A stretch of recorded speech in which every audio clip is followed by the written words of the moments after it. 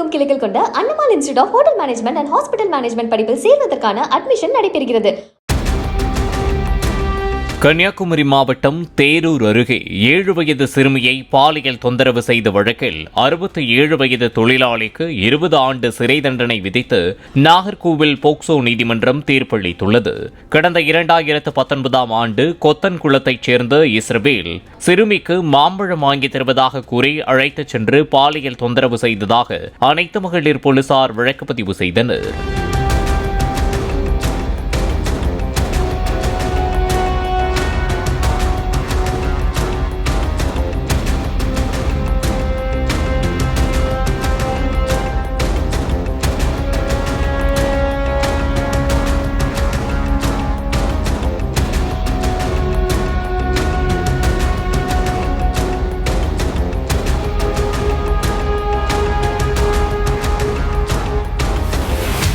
தமிழகமெங்கும் கிளைகள் கொண்ட Annamal institute of hotel management and hospital management படிப்பில் சேர்வதற்கான அட்மிஷன் நடைபெறுகிறது.